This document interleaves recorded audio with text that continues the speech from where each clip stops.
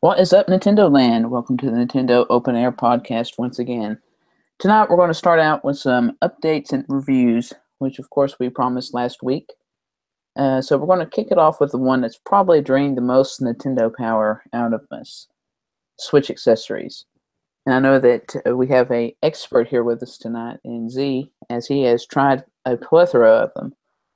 So what have you found out so far, Z? Well, let me start by asking who's gotten a case at this point. Everyone now, right? A case I have. of Joy-Cons? Just for the Switch. That's only Z. Yeah. He's the one with the holsters. Do you have a Switch case in Vega? No, I don't even. I just put it in this Majora's Mask pouch that I got for on Club Nintendo. Messenger bag. But yeah, messenger bag. Oh, okay. But Cool. I've only taken it out once, so I don't really take it out. See, okay, that might have something to do with me too, as I take mine out a lot more. But I originally had the Legend of Zelda Special Edition case. I didn't get the package with the sword, but I got the next one down. So I was carrying around in that thing for a while. It was kind of bulky. Sheikah slate. Yeah, the Sheikah slate, and it is still kind of bulky, but it's a good mid-sized case when I want to take it out and not bring the whole shebang. And I know we brought them up, but since we were doing a hardware segment, I wanted to talk about the cases you and I got, Mo, because I got that Power A shoulder bag for the whole system, which I'm pretty happy with. It's lacking. The one thing it lacked was cartridge, anywhere to put cartridges.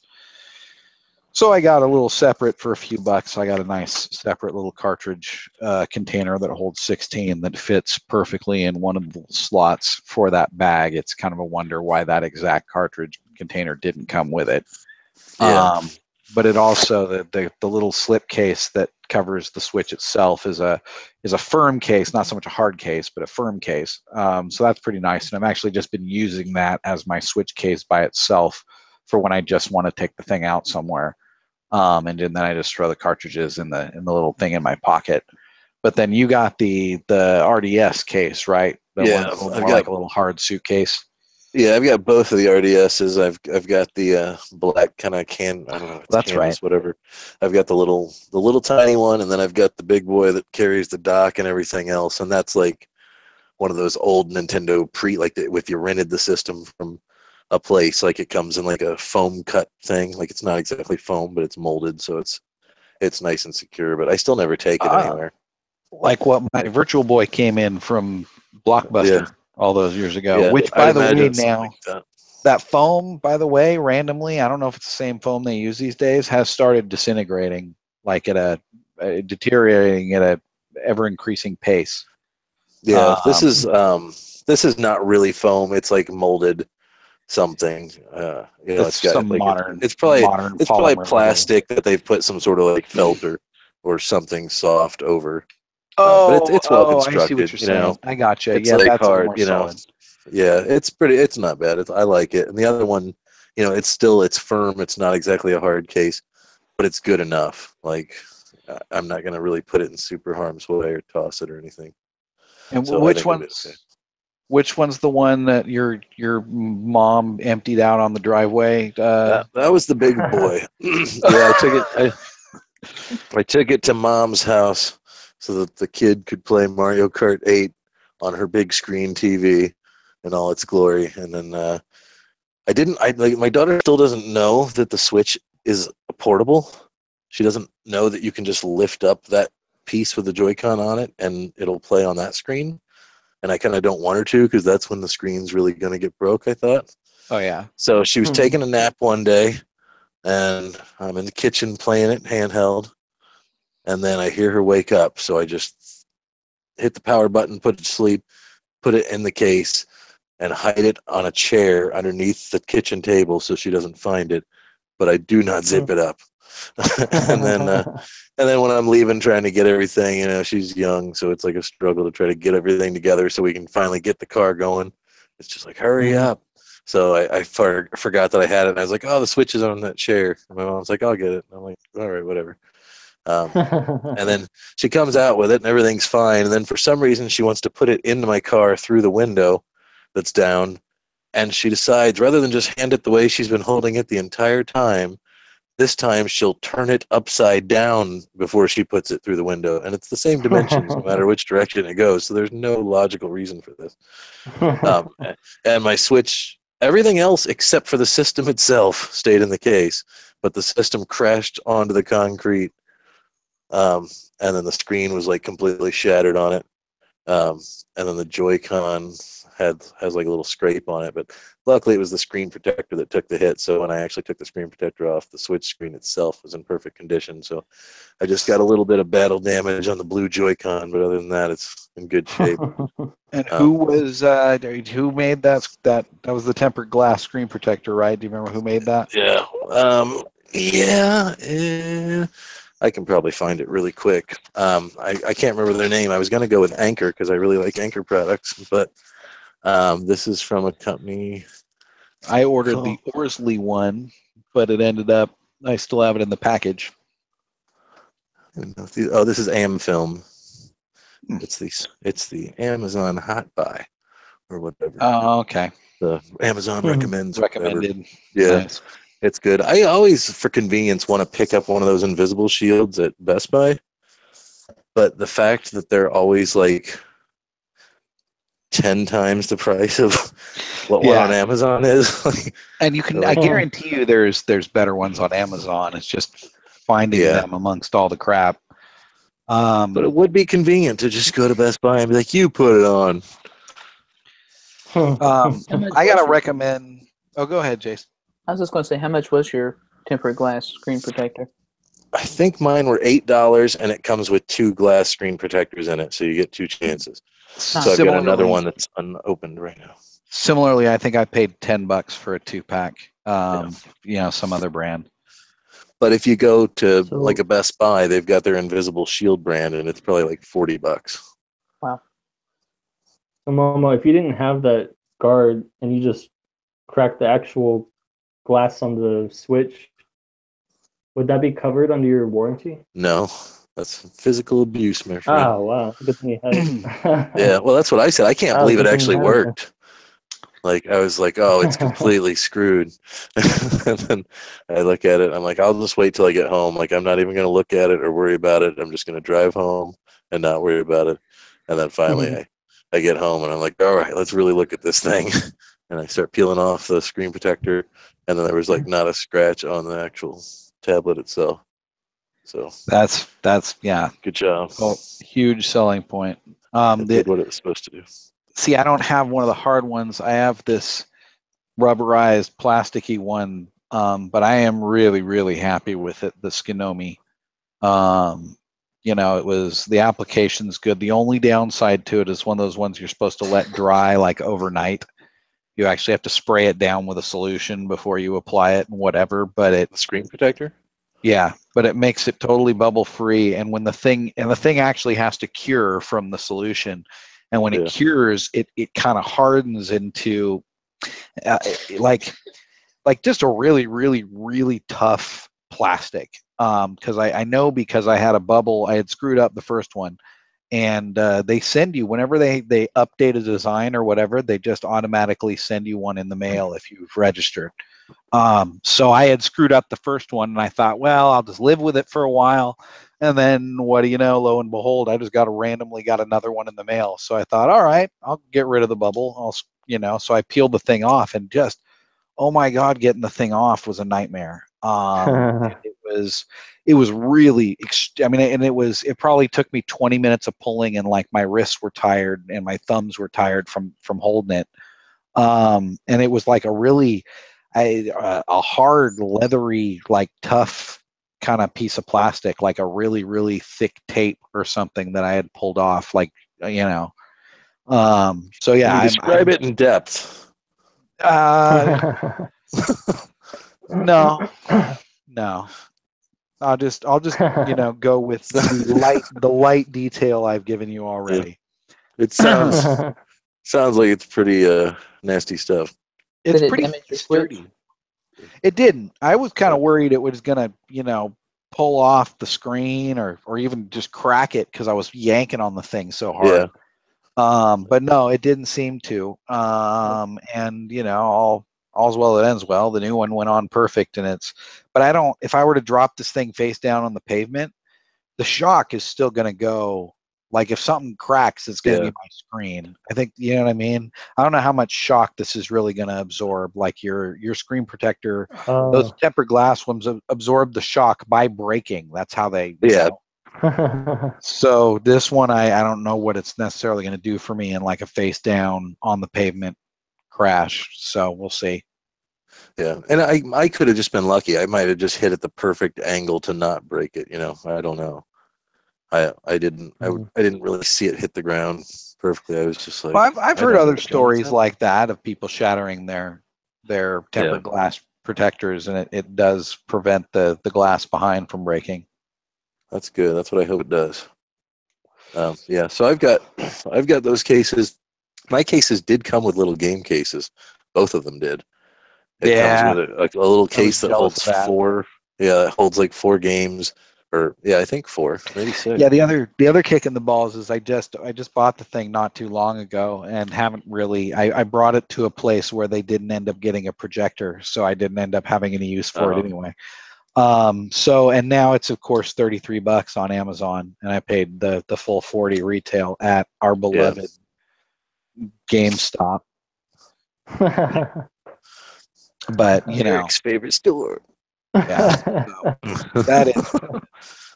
Oh, but I got the only thing I ever got from those stupid points, I got a $5 credit on it at GameStop, I guess, or a $5 discount. So that's what I always get my points for too. Just turn that in. Only $2 more than what I would have paid on Amazon now. Right?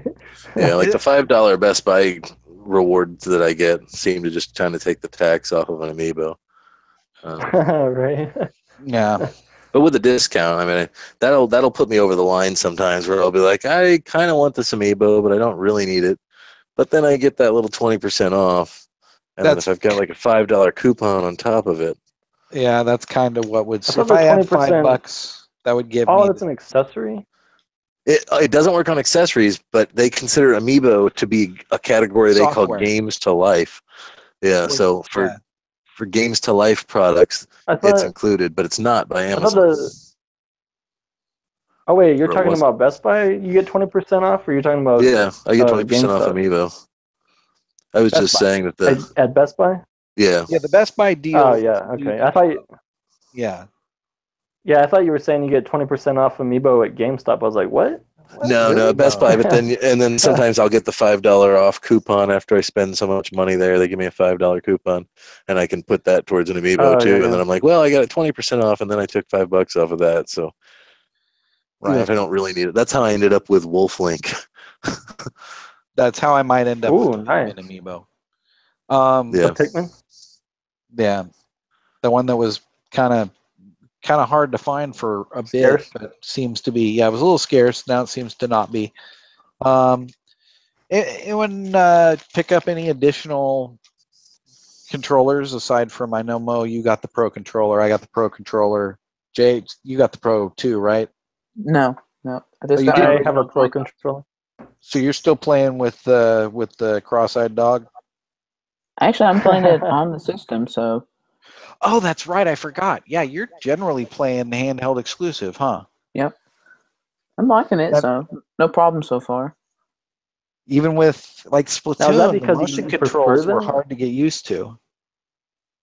Not too bad. I mean, in the beginning, it was, there was like some wonkiness to it, but I feel like I've adjusted pretty well.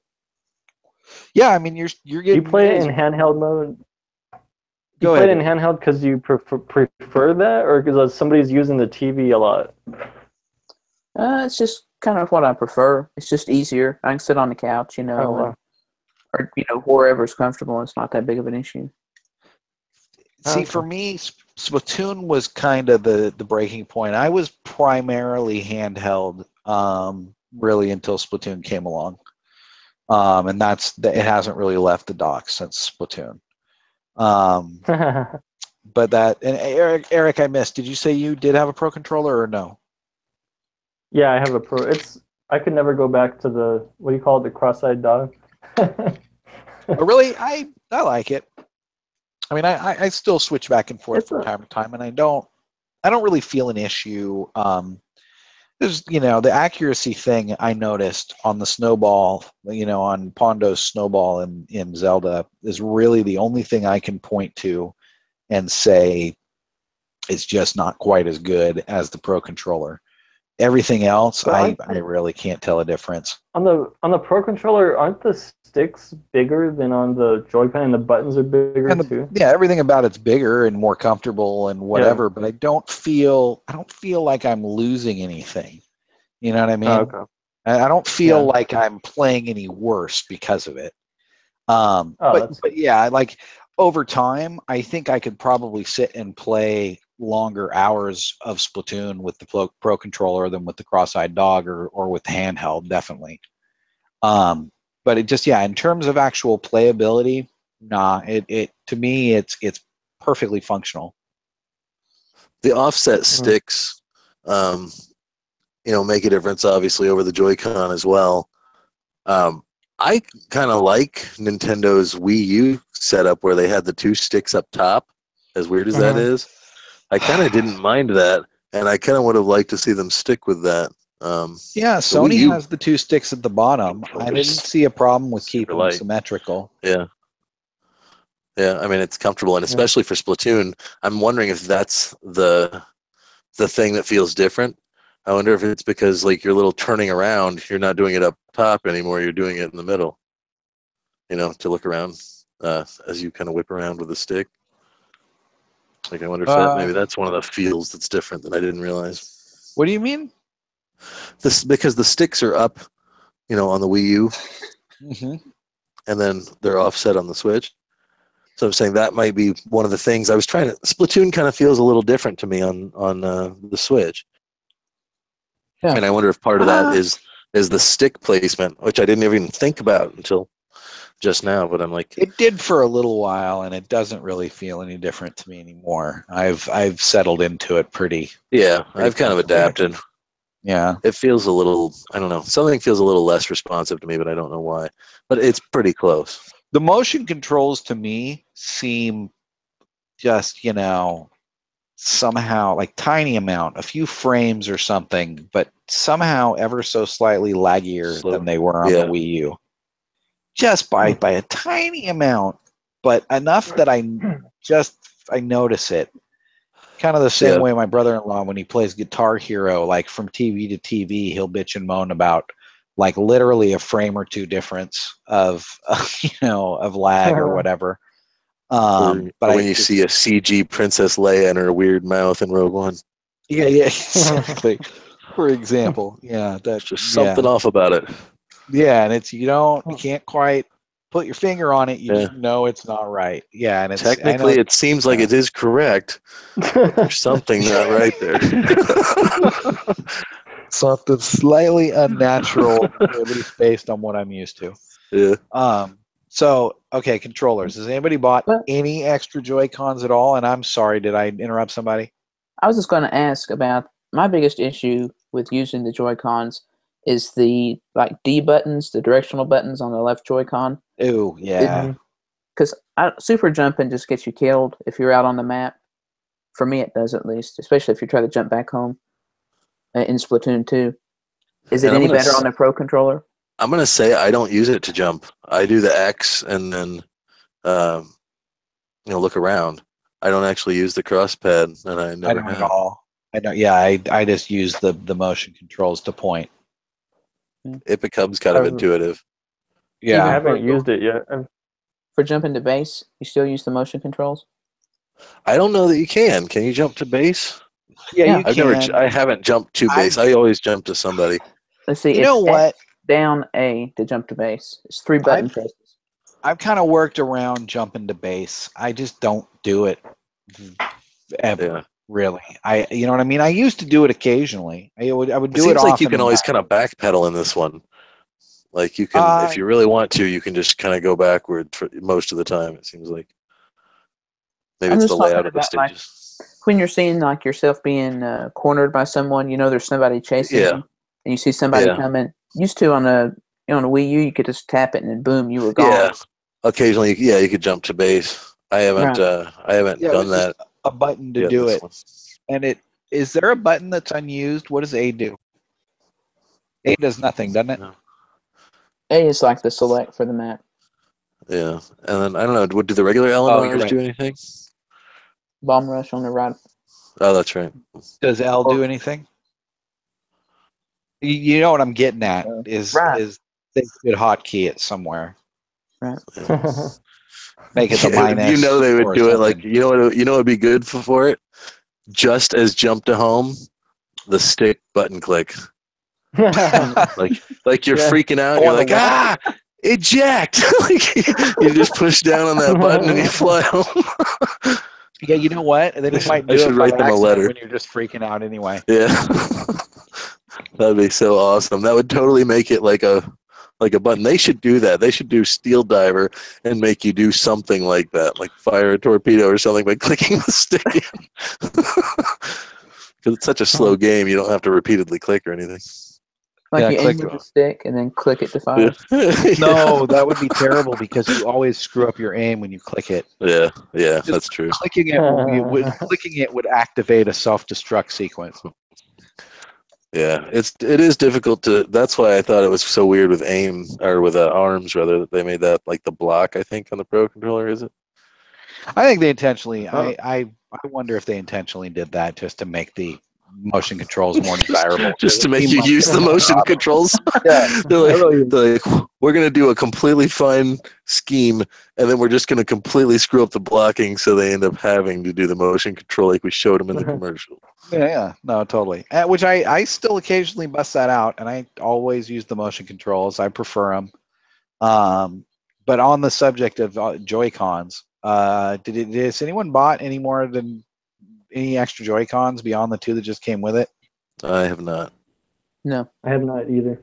So I'm just the biggest sucker on the face of the planet, is what it Well, boils you like down to have nice things. It's not that we're not all a little jealous. I definitely am. Yeah. The Splatoon ones. Yeah, no. So I just was going to give a report on that all that stuff that says not available to ship to the United States on Amazon UK, that's apparently BS because that there was no issue for me. I just ordered it and I did pay for Amazon, pay the extra $6 or whatever for Amazon global shipping, just because I wasn't sure if the basic shipping would get it to me, in the US. But no problem. Next thing I order, I'm going to try the regular shipping and see what I get. But yeah, I'm very happy with the green and pink Joy-Cons. But I will point out, in relation to the next product I'm going to talk about, the Nyko Monstrosity, which I have taken to calling it because I don't even remember its real name. What is it? The Clip Grip Power, I think it's called, the Nyko Clip Grip Power, which is really not a name, but just a list of features. But yeah, and everyone, I think this thing is just immediately became notorious because everyone knows why it exists. It exists because of the terrible, stupid voice chat on your phone. So right, it's the Nyko Joy-Con grip that includes a phone clip, and one neat feature is the rechargeable, it's basically a power bank. It's only 3,000 milliamps, but it's something. I charged my phone off it the other night just because it was, convenient. Yeah. And it's got the other thing that really sold me on it was the cartridge slots. It's kind of neat. And all these features are great. Everything about it, it's nice. It feels solid enough. I saw a review on Amazon, somebody complaining it felt cheap. I don't think it feels cheap. It definitely feels, to me, it feels as solid as the one that came with the Switch itself, and arguably more solid because it's kind of heavy, because it's got a big battery in it. In fact, it's heavier than the Pro controller when you've got the Joy-Cons attached. But in regards to my pink and green Splatoon Joy-Cons, I popped them in this thing. I started to. I got them about halfway in. I'm like, wow, these are tight. So I pulled them, yanked it back out. I had big scrape marks on my brand new pink and green Splatoon Joy-Cons that I just ordered. Fortunately, with a little bit of elbow grease, or I guess thumb grease, I was able to just kind of rub them off. So the plastic is softer than the plastic that's on the Joy-Cons themselves, apparently. So yeah, I was able to rub the streaks off. No harm done, but that was really crappy. And I popped in my blue and red ones, and it seemed like the red one was a little too tight, and the blue one just barely kind of fit in okay. So and then I grabbed the gray set, because I also picked up a gray set because I'm a sucker, and those fit in this Nyko grip fine. So apparently not all Joy-Con are created equal. Joy-Con, I don't know. They You prefer refer to them Joy-Con as the plural. Here's the thing about Joy-Con as a plural. I'm gonna give it to you straight. You know how you see those kids? Go ahead. Yeah, those kids when you're like, hey, did you see that anime? And they're like, you mean anime? Or it's like that. It's like it's like, or like when a Those band octopuses, you mean octopi? Which like there's a I don't band. even know if that's correct, but go ahead. There's a band called Eels. They're not the Eels, but if somebody says they saw the Eels, back like, in the day, it was, oh, do you like Prodigy? You mean the Prodigy? Yeah. So it's like that. So I think they're saying officially Joy-Con is the way that they have it, but it's like a Joy race controllers. in There's Star two of them. Trek. It's like, we are the Joy-Con. Yeah. You must submit to us. Or it could be some sort of weird convention. You could probably be in Joy-Con Con. You've got 3 sets now, right? You could get Joy-Con. Did we interrupt you, Jason, somewhere? I was just going to say they did the same thing with Amiibo. As far as I know, the plural of Amiibo is Amiibo, right? Or is it Amiibos? Oh, you're right. Amiibo. You're right. Consistently. That one's easier to take since it ends in a vowel. That's true. I just made that up. Amoebi. Joy-Con. It's right. That sounds like the sister convention to the Adult Con in Vegas. Yeah. Although I do know that my mom calls them ambios. She's like, I know you like those ambios. I'm like, yep. Yeah. Sure do. Does your mom take a lot of ambios? Yeah, I know it does sound like one of those commercials you see on TV for a new drug. Well, Ambien. Doctor about Ambio. Ambien is the sleep medication. Sleeper, yeah. So I just thought that was funny. She's got a lot of little mispronunciations in her world, and they're equally as so close. So See, when you bought a Switch, did they come with gray Joy-Con or the red and blue? Oh, I got the red and blue. So I bought a separate set of gray ones. Like, I was just itching to have 4 for when Mario Kart came out, right? So that I could play with 4 people. 4-player action, just like on Nintendo 64. Yeah, exactly. Which I also have, and I don't know why I bothered to upgrade from. But I don't know. I just kind of got suckered, and then I was like, well, I was putting them off. I was like, well, maybe I'll buy 2 more later. Then I had the problem with the blue left Joy-Con, so I ended up buying a Pro controller, and then wanted to play 1-2 Switch or something. And I don't know. I basically bought them when I sent the blue Joy-Con back. And then Nintendo got me the Joy-Con back like literally a day and a half later. So I really didn't need to go out and buy another set of Joy-Cons anyway. But now I have a pair of gray beater Joy-Cons that I can give to kids and let them drop on concrete and whatever. And here's the standard ones I don't care about so much. Exactly. So I like, do you wish now? At the end. Okay. Do you wish now that you had bought the opposite red and blue ones day one? So everything is always there day one. And If But at the time, adding another $80 to the system seemed a bit Exactly. much to me. No, if I had, of course, if I had unlimited funds, if I had rolled in there saying, okay, I'm ready to drop $700 Probably on did anyway. Switch stuff, I would have thrown it in. Absolutely. Because the 2 reds and the 2 blues, they look great. And admittedly, so do the 2 yellows. Again, unlimited funds. Yes, I'd bought every color that's come out so far. Right. And if you really want to, I mean, here's the great thing about them being ridiculously high priced anyway, in my opinion anyway.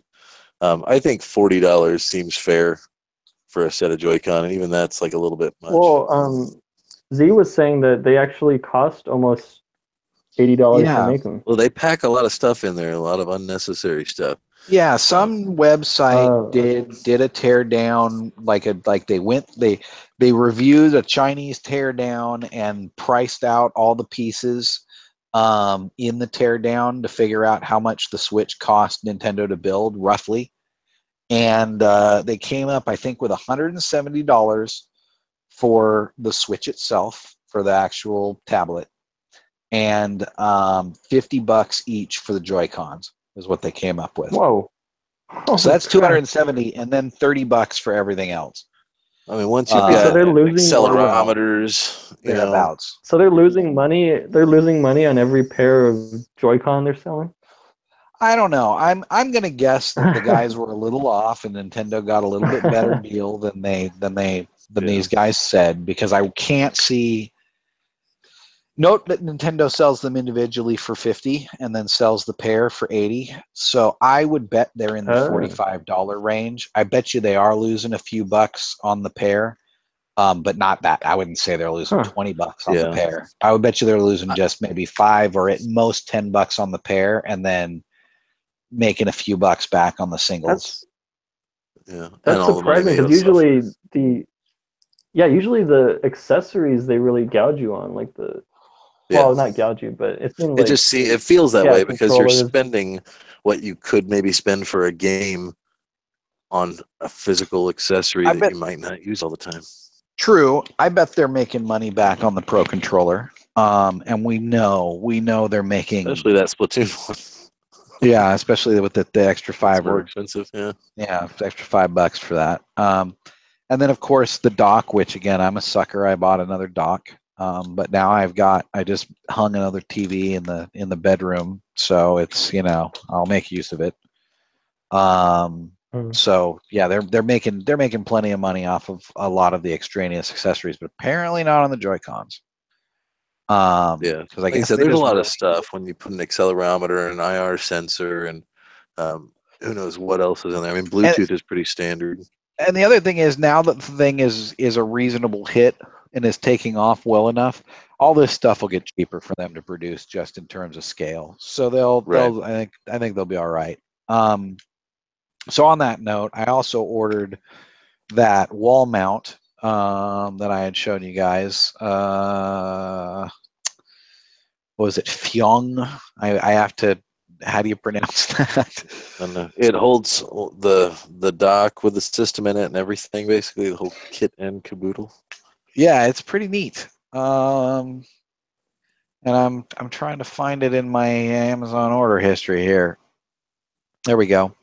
Fyong, Fyoung, the wall mount. And yeah, it's got the thing that really sold me on it is all of these little cases, or not really cases, but like the stands and the little chargers and all this other stuff, which I'll get to in a moment.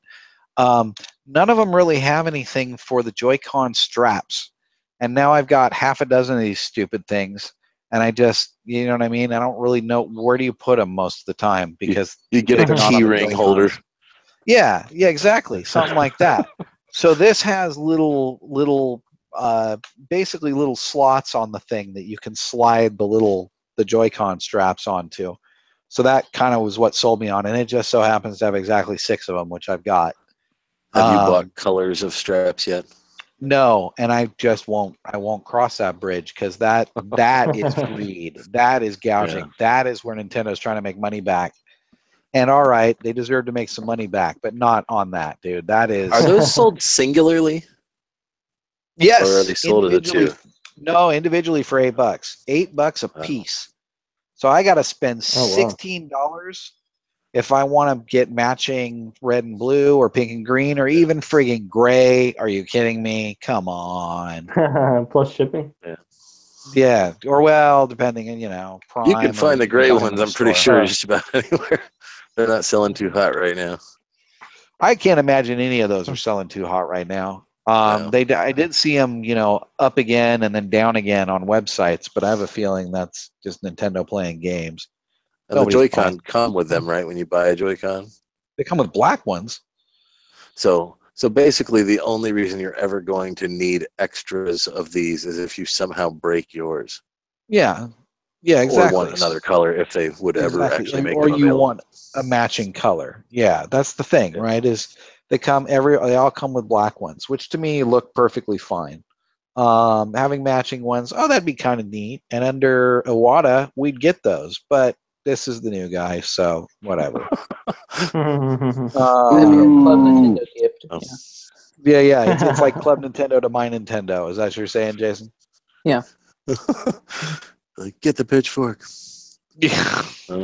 So on that subject, the other hardware I've bought recently are not one but two of the stupid Nintendo Joy-Con charging stands. One is the official Hori model, which I had originally picked up because that and the Nyko were the only ones that had metal rails. And of the two, Hori tends to do more official Nintendo license stuff, and so I just kind of trusted them a little more, so I went with it even though it was more expensive. And it's nice. The one thing that bothers me about it, there are a couple things. It's one annoying quirk, and it's not really a big deal, it just seems kind of dumb, is that when you plug the Joy-Con in, the LED turns red, but when it's done charging, it just turns off. Doesn't turn green or anything to let you know it's done charging. It just turns off. So people, then you have to spend the whole day going, is it off or is it just the angle I'm at? Yeah, or that too. But people are complaining on the reviews that, I had popped it in thinking it was charging and then thinking it was done, and no, it turned out that I just had never pushed it down all the way, so it wasn't quite charging. So that's an annoyance. So I just have to keep that in mind. The other thing that bothers me, and the other one I ordered had the same problem. There's no weight in the bottom. Not anything significant anyway. So it just you actually have to hold the thing down to pull the Joy-Con off, and that, to me, that kind of defeats the purpose of a convenient little stand. You should just be able to reach down, grab it, pull it off, and be done. They're not very tightly. You know what I mean? They're not particularly tight in the slots. That's what she said. So that's like the 20th time I've wanted to say that, and I just had to this time. Understood. As we have no women on the show today, so it's a good time to do it. If you're going to do it, if there ever was a good time, exactly, which there never is, but it's you, so we accept it. But I wish there were some weight in the bottom so that I could just pull the thing off. The other one I bought is the only one that looks different, because all the other ones were the exact same design. Some of them had fancy lights on them, or some of them, this or that. But overall, they were all basically the same general layout, just kind of flat, two in front, two in back, however you connected them. But there's the one that kind of looked like a flower. Which I'm finding in my history here was the Game Will Nintendo Switch Joy-Con charging dock. The cross one, it looks like a plus sign almost. Yeah, it looks like plus sign. That one's just far and away the neatest looking one. And since I have 4 different colored Joy-Cons, I just couldn't resist. So even though I had already picked up the Hori one, we kept talking about it, and I just get the other one anyway. And it's maybe like the IKEA looking one. There's some sort of modern art design to it. I think totally. And I gotta say, overall, I would put the quality as comparable to the Hori. This is some game wheel I have never heard of. I'm sure none of you have, right? They're just trying to come up. Yeah, I don't know. So I was a little skeptical about it. I mean, literally, they had just a few reviews, and all of them seemed fake. Like they were all posted the same day, and then there weren't any In the more interest of reviews for a full week, and disclosure, then- I was provided this product free of charge. yeah, I don't know. They seemed really fake. So I was a little worried, but I just decided to pull the trigger. And Amazon's usually pretty good about returns. So it's I gotta say that like the LEDs on top are nice. They do change red and green like you would expect. The overall design it just is sleeker. It doesn't look cheap. One thing I will say, the slots as they appeared in the picture, they are in fact plastic slots. I'm not 100% sure why I care. Right? I'm not playing the game. I'm not holding this thing while I'm playing the game, right? I'm just sliding it in. I'm not going to be beating on it. I'm not going to be rough with it. So, all right, plastic slots, that's fine. And when it comes down to it, if something's going to break, I'd rather the slot break before the Joy-Con. Right. But that being said, I will probably end up keeping the Hori one because now I've got. You can't keep setting me up like this. Oh, sorry. What are you talking about? Nothing. So you're keeping your baby. I'm keeping it. I can't part with it. When you get 4 more Joy-Con, you can put it in the other room with the other dock. No, I only need 2 more Joy-Con. But here's the thing, Joy-Con. Oh, the yellow. Joy-Cons. I'm not calling it Joy-Con plural anymore. So when I get 2 more, then I can justify having the second one. But I'm not gonna I've got the TV downstairs in the living room, and I've got the TV upstairs now hanging on the wall with the Switch wall mount, and I also have another shelf wall mount that I just ordered. So I'm I just put them in 2 different rooms, 2 different locations. I'll have 2 different setups, one next to each dock. You'll be the baddest kid on the block. I don't know why I've gone so, There's a lot of excitement around the system. I've gone you so still nuts. like it, And you know what? Like for me with the Wii, again, I'm into the gimmick. I'm into the gadget part of Nintendo, right? Like the DS to me was really cool because of the touch screen and the second screen thing, and like it was like an old Game & Watch and the whole, Mm-hmm. Like, and the same thing with the Wii. I bought way too many friggin' Wiimotes. Me too. I did Wii Fit meters and Wii Fit boards and every variation and flavor of the different things that you could plug into a Wiimote. At least all the Nintendo official ones. Fishing rods. I did not do the cheapo plastic little accessories like that. No. They had the gun ones that you could put the Wiimote into.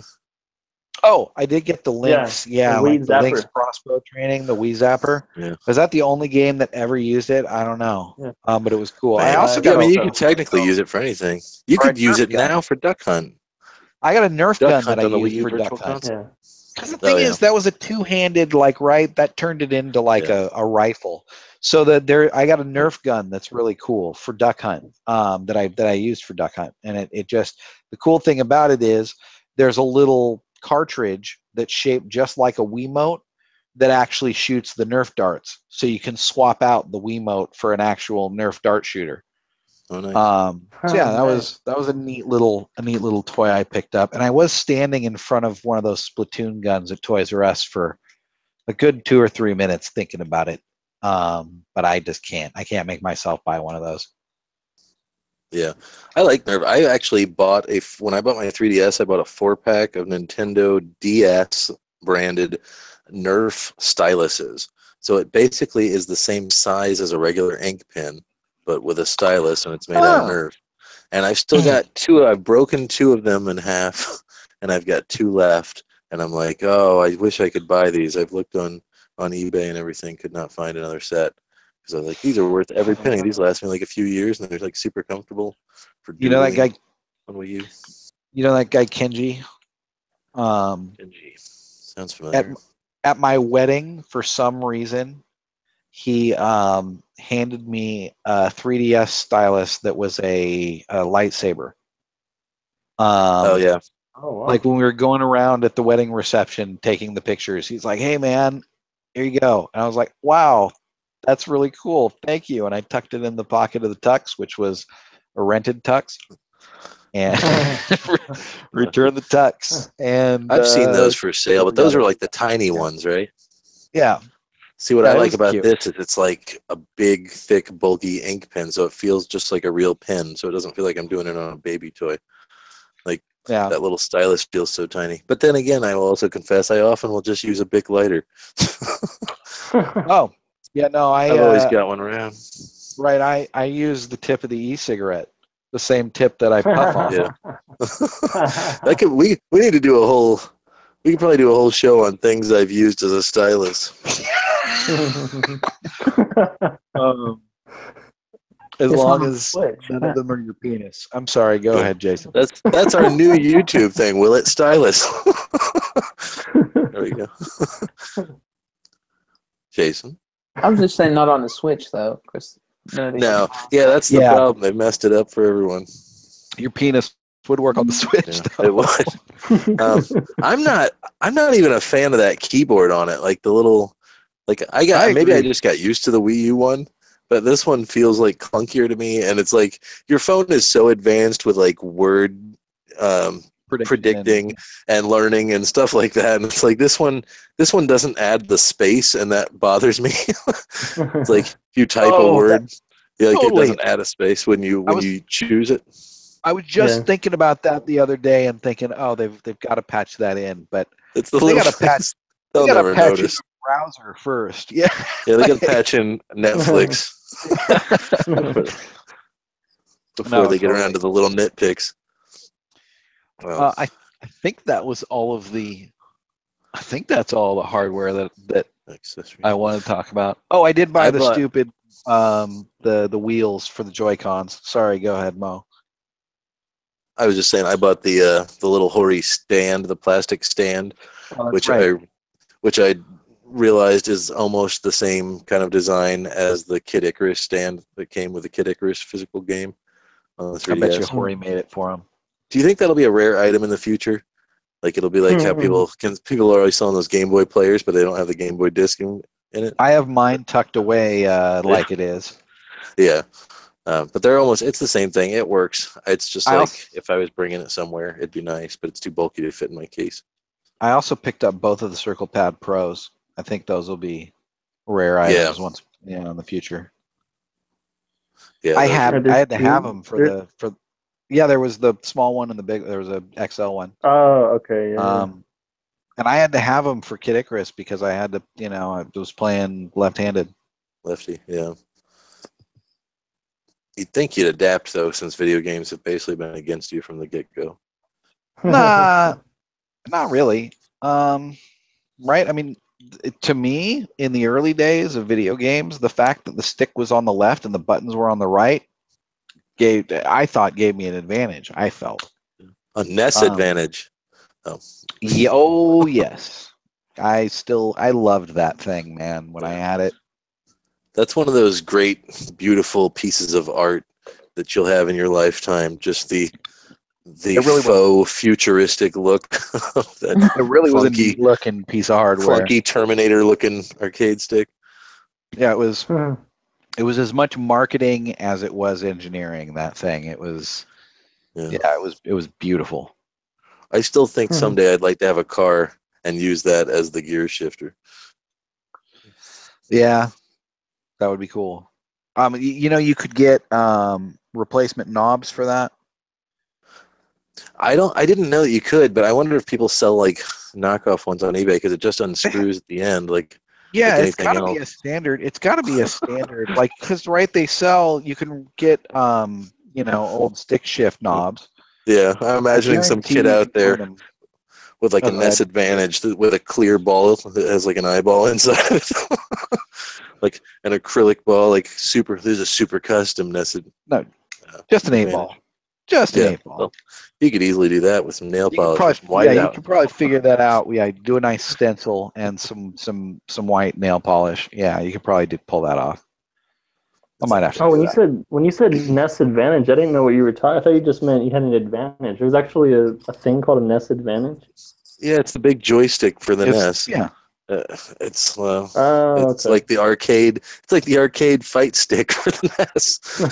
Yeah, it's very much like that one that what's it called? 8-bit. How do you say that? 8-bit do? They say 8-bit do. I right. say 8-bit do. That 8-bit do. So but they say do. Okay, so 8-bit do has that arcade fight stick. Have you seen it? It seems to be up and down the internet lately, or maybe just in my feed. So you can finally play Street Fighter 2 the way it was meant to be played. Have you seen the arcade sticks at like game shops before though? Yeah, one of my friends had sticks? one that didn't even have any joysticks on it. It was all just push buttons. It was just a big giant pad with buttons. The left side was buttons and the right side was buttons. It's like an accordion, man. It's like there's no stick on it. I'm like, how do you move around? He's like, your left hand buttons. So like every direction was assigned to a button. He's like, that way if I want to do like, if you want to do like reuse Haryuken, instead of having to do the down and forward motion, you just hit 3 buttons real fast in a certain sequence. It's gotta be annoying. I'm like, that's insane. That's You're bizarre. a robot. Oh, yeah, that's really it bizarre. is. I mean, I could see I can get the mental logic kind of, but that's still really bizarre. If you can sell any concept to anyone. Eric, you know what we're talking about though, right? It's basically like it's a gray with a black stick, red buttons. Yeah, it's a big slab. They have like Street Fighter ones, right? Yeah. It's basically like that. They're kind of like the old arcade cabinet stick with the buttons. But it was called the NES Advantage. And it was an Nintendo arcade stick. Apparently, Nintendo produced arcade stick that just plugged into the old NES, and it was really nice, and it was pretty high quality. And I think they were like $30 or $40 when they first came out. And I picked up. I should have picked up more of them, but I think I picked them up at like a Kmart or someplace that was going out of business for $5 a pop. New in the box. I don't know if they had a badge in the arcade, but they should. That would be great for the Badge Arcade Pixel series. Oh yeah, an Advantage. I don't think they did. They've got the mouse. They've got some of the Super NES stuff. The NES Max was the other one that I would have liked to have picked up. That was the one that came out alongside the Advantage. I heard that one was horrible. It was kind of a precursor to. It wasn't great. It wasn't bad. It was a precursor to the kind of the little stick that we have on the 3DS. Yeah. And these also kind of introduced to me anyway the idea of a turbo button. Yes. Where you could set it to automatically press the button as long as you held it down, and it would just repeatedly press. Which on some games, for some stupid reason, it's the player 1, player 2. There's something where you can do that to the start button. Oh, you can intentionally do it to the start button, where it does the start button turbo, so that it makes your game slow motion. Because it's just pausing and unpausing. Yep. But then you always get those games where it's like doodling. So it becomes really annoying. You would have to turn off the audio because it would just be this horrible cacophony of like this. Yeah, it sounded like a horrible whatever the pause unpause. It just made it like it was supposed to. That was the NES Advantage. Like we'll pause the game really fast and then unpause it really fast. So it's like you're playing in slow motion. And then certain games like Zelda would bring up a menu when you press start, and select was actually the pause button. So they just wouldn't. It would just keep flipping the menu up and down.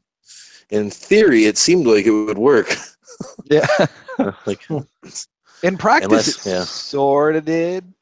You play in Mike Tyson's Punch Out, you're just star punching all the time. That's true.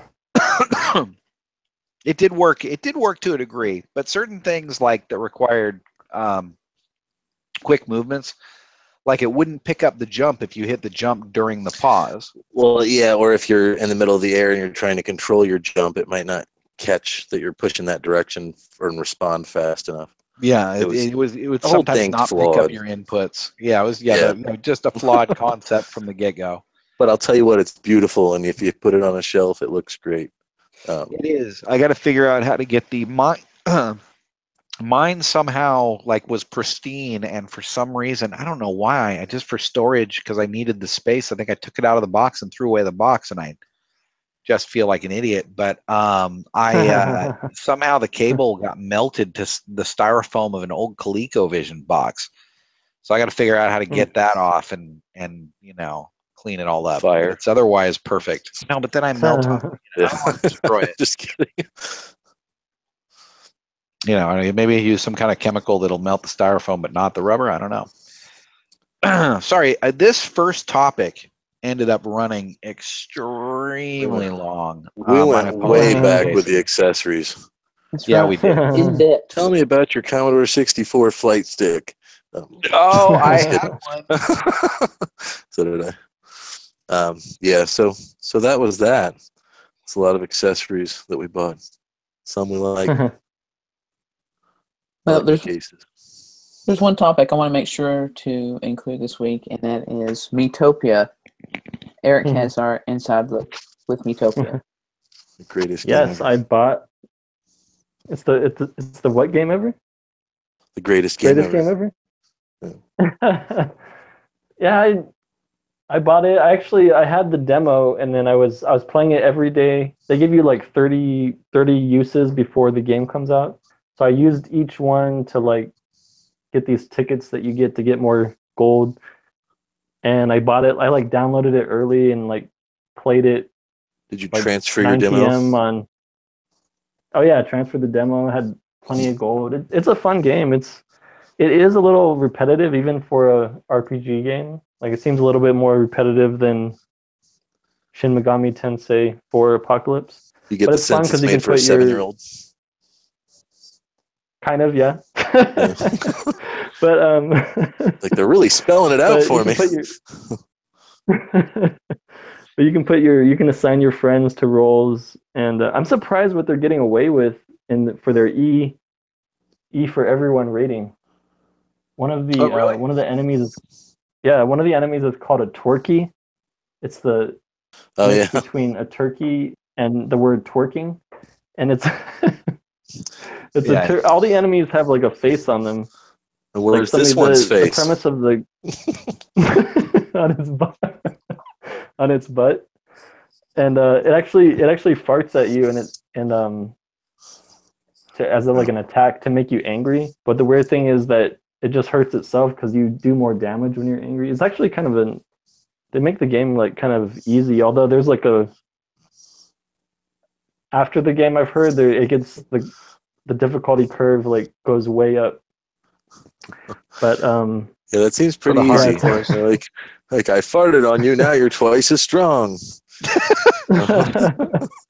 Right. I don't know. But, yeah. Fart jokes have fallen into the everyone category these days. But what was it that got you so excited about this initially, Eric? Just the assigning of your friends to the roles. Like I made my sister the Dark Lord, but the weird thing is they don't fix the gender, so they're always calling her he. No. But that's annoying.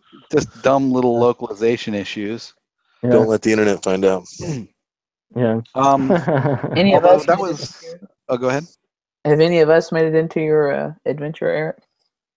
Yeah, I put Momo in there. I didn't put you in there yet, but there's still more. I didn't put Z in yet, but there's still more roles to fill. I think later, so I'm saving you guys for later. Oh, cool. Yeah. Long after I I'm made gone, Momo you guys are going to be there at the end. Oh.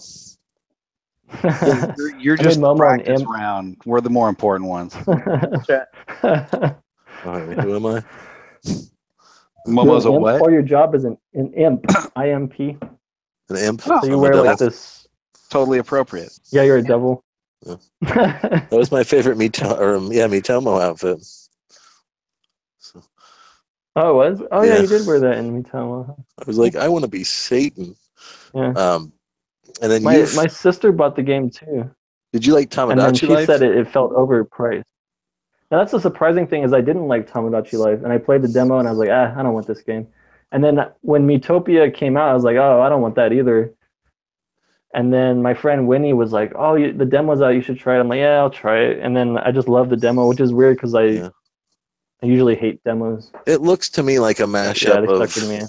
of like Find Me and Tamagotchi Life, like kind of mashed together in some way, because there's RPG elements, right? Yeah, it is like that. The only thing is, I mean, the battle system is way different than Find Me, Yeah. and plus they don't have play coins, so you can play it like every day. I'm They've actually given up on speeding play through it. coins. I get the feeling that they they totally have. I get the feeling that they just have like projects in the lab all the time, and they're like, what franchise can we slap on this one? Yeah. The side scroller. What would say Pikmin? Yeah, let's make it a Pikmin game. So this one, it's like I just think, you know what I mean? It's like, this is an RPG. This is what should we make this? Yeah. Or does it feel like it's inherently me based, or does it feel like just an RPG that they decided to make the characters your me's? You know what I mean? Yeah. It has to be me based because Yeah, every it feels character more in like it's it's based off your me. Well, right? no, but what I mean is like, some of the Street Pass games made very good use of the fact that your various friend characters and whatever, and others seemed like they just felt like some other game that was kind of shoehorned into it. They just You know what I replaced mean? the characters with me's, basically. Yeah. Or they just like they came up with some excuse that you had to pass people, but it wasn't really anything that was a good use of characters. It was just, oh, here's basically another DLC item for you to use. Like Mario right? Kart. Yeah. So I don't know. How does it feel like it's like it was from the ground up a me concept, or does it feel like just they kind of had something and put the me functionality into it? Yeah, it does feel like it was more geared towards me. It doesn't feel like it was just a generic RPG game and they just slapped me's into it. Because I mean, you assign me's to everything, and you can get me's from like Miitomo. You can get it from your friend list. You can get it. They even have like me. So it even plugs into all the various like integration points within. Like you get me's via Street Pass, I assume. You get me's via whatever method you can get me's. I see. Yeah. One thing I don't like about it though is the theme. You can what? You've got functionality between Miitomo and your 3DS. Yeah, like you can. That's a first. You probably. can go to Miitomo. Oh yeah. Well, just the QR code. You can. Yeah, you can go to your friend list on Miitomo and then get the QR code. Yeah. Okay, so it's still through the QR. One thing I don't like about it is the theme is like so generic. Like like when you play like other RPG games like Shin Megami, it's all about these demons and it's this like rich world. But Miitopia is just generic. Like, oh well, what do they got? They got a princess. They got a king in one story. They also have something wacky's going on. Yeah, the same way it was in what's it called in the Street Pass games. It sounds like Find Me. Yeah, they were kind of like almost generic, intentionally cheesy. Yeah. Well, this one the story's a little better, but it's just like plus the graphics. It's so like simplistic and I don't know. It's just I like it. It's just part of that's the 3DS showing its age. I feel like if the me was like, defined, that would define it as its weird silliness, just like how Sims were kind of defined by that weird voice. And the weird like way that they talked. Like that's kind of I feel like the me's personality. It's rarely taken serious outside of like a Mario Kart or a Smash Brothers where it's a playable character. But whenever they try to embody it with a personality, it's always in these goofy games. Even Miitomo. Sure. Yeah. Hi, Eric. I guess they want to make it intentionally shallow, kind of, is the premise. Yeah, it is. Yeah. Accessible. It's right. family fun for everyone and all ages. Well, also it's they allow you to, right, if it's your friend, then you can kind of, you don't want to impart too much personality into it because you don't want it to be excuse me, inaccurate, right? Yeah, Yeah. They true. kind of, And even with the other demo that they released where you could make the trailers, I think that was a lot of it is they wanted you to kind of add your own story to it, imagine with it a little bit. yeah, Yeah. that's part of why it's fun is because you just imagine like you're going along with your friends and I don't know, they like attack someone or they. But there's like some Tomodachi elements in it where like it'll say, oh yeah, there was one where it said Momo was getting jealous because somebody was talking to me. I forget who. That was funny. That sounds like me. Yeah. But one thing I do like about it is there's no in-app purchases, and it looks like there's not even going to be any DLC for it, so it saves money. Maybe my Nintendo will whip you an outfit someday. How many hours have you Oh played? yeah. I think I'm only like 20 hours in, and the game's already almost over, so it's not really that long of a game. So it does have a defined. Does Miitopia or not Miitopia? Tomodachi, did that one have a defined ending? Does anyone know? I don't think it did. So it's nice to know that this one You actually could has have like a point A and B. baby. Yeah. Well, Tomodachi Life, I think you could have a baby, and that was kind of like the ultimate Starting goal, and over. then you could just go on for kind of like real life. Yeah, it's like one of those sports games where they've got like a season simulation where it just goes on and on and on, and the players get old and get off the team, and new players come on. You just see generation after generation pass. Supposedly, I remember when Animal Crossing first came out, they were asked if Animal Crossing has an end, and they had said that yeah, there is an actual definitive end. I think was it Jason had said we talked about this maybe before. I thought that was interesting that game seems so open. So maybe Tomodachi Life at some point, the moon will crash into the planet, take it out, and then it'll Animal reset. Crossing has a definitive end? I think there is a year that's the last year that can be put into the calendar in the game. Oh, So. yeah, but I mean, yeah, but even if you go to that year, if you keep playing, it'll just go to the next year after that. You think so? I'm question. pretty sure, yeah. If the world ends in Animal Crossing, that will make Freak you everybody not out. sleep very well tonight. It's Animal Crossing Armageddon. That's going to be their new game for the Switch. All the End animals of are days for the town. That's right. You got to build bomb shelters and put up solar panels. Kenji was a character in Animal Crossing too. He was a bunny. Oh yeah, I forgot about that guy. That's probably why I know that. Yeah, and I bought the super adult title, Hey Pikmin, and it's okay.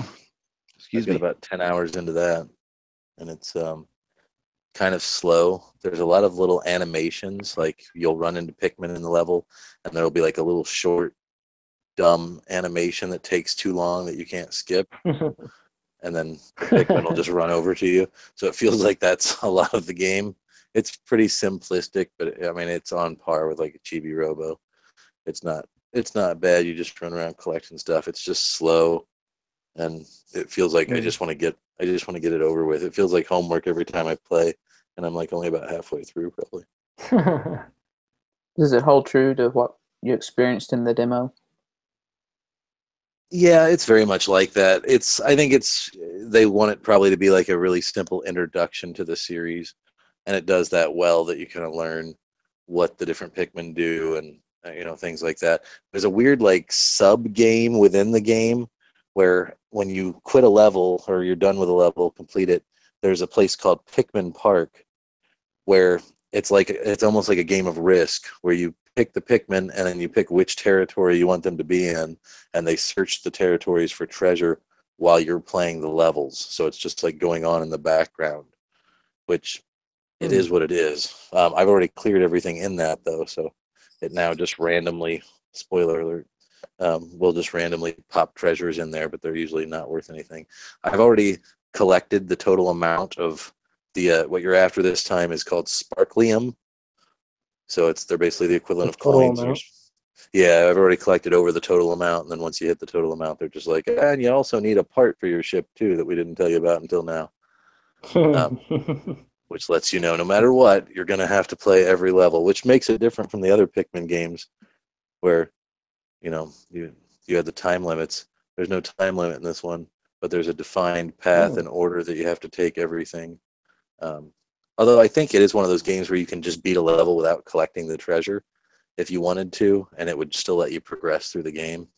So you probably don't have to collect every treasure, but I have been. Oh, you 100%ed?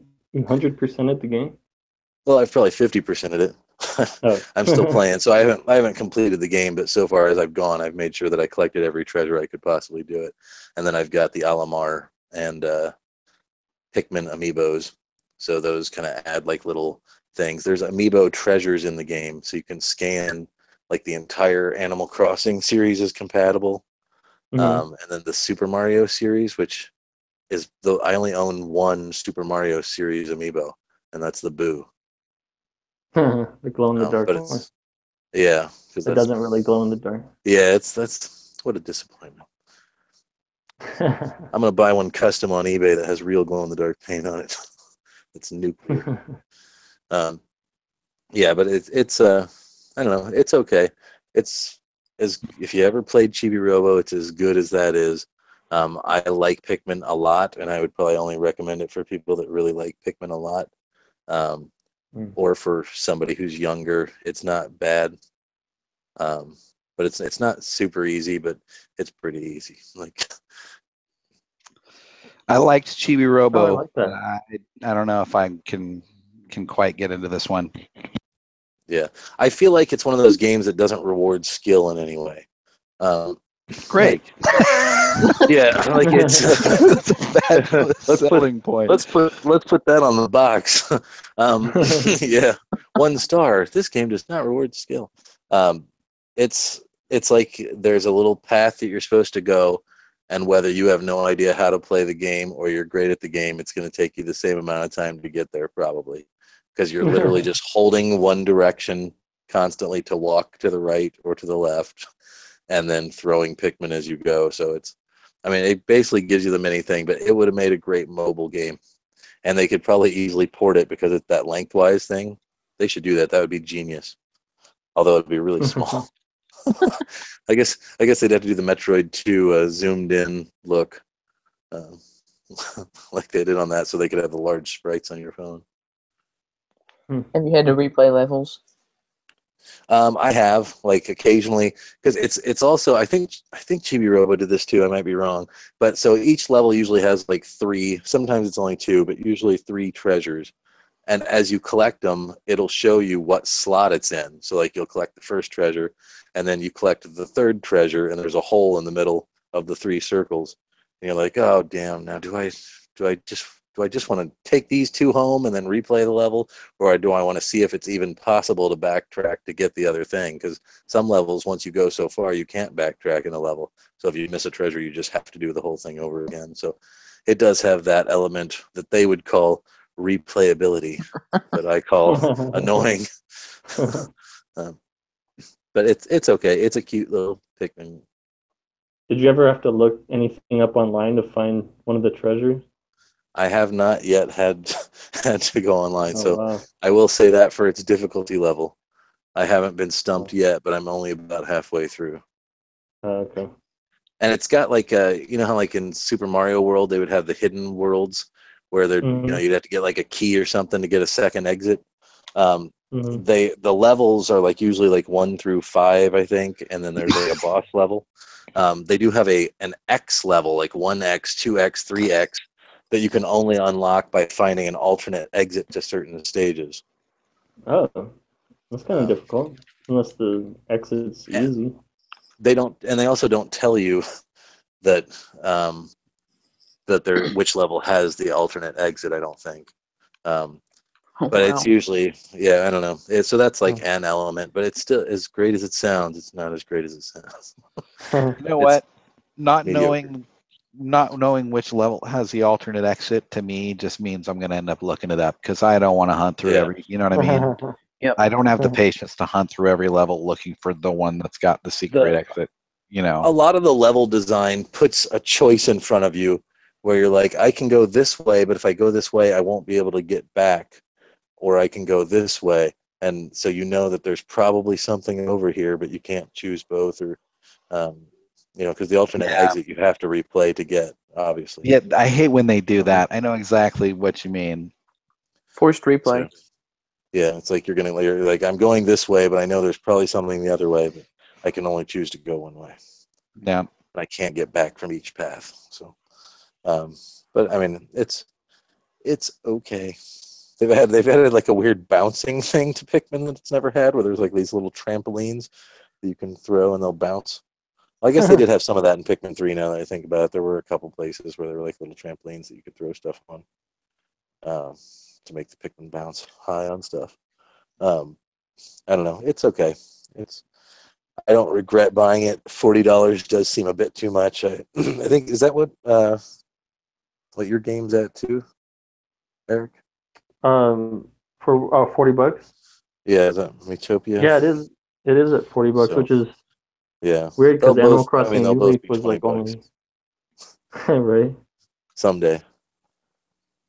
I'm It's starting to weird because wonder Animal now. Crossing New Leaf was just $35. You'd think they would make that Yeah. $40. God, they made so much money off of that. I bet you. I mean, Right. I'll bet you on the 3DS that probably has the highest number of copies sold per person playing it, because so many people had at least 2 copies of that game, Oh so that they yeah. could have 2 towns. But I think, do you think at some point there's a round of games that aren't going to make Nintendo Selects, right? Like, will Breath of the Wild ever be a Nintendo Select for the Wii U? I don't think so. You don't think so Certainly a great seller because For the because Wii they'd have U, to, of course yeah, not. Yeah, no, the Wii U because they'd have won't to be produce around it. at that point. So I wonder about, like, Hey Pikmin, yeah. like Hey Pikmin, or even the new Metroid game coming up. Like, will those ever be Nintendo Selects, or is this is it? Definitely. You know? There's If a they sold feeling like enough, you that. mean? Well, no, just that they're like, we're not making 3DS stuff anymore. Like, this could be the last batch of fresh games for the aging system.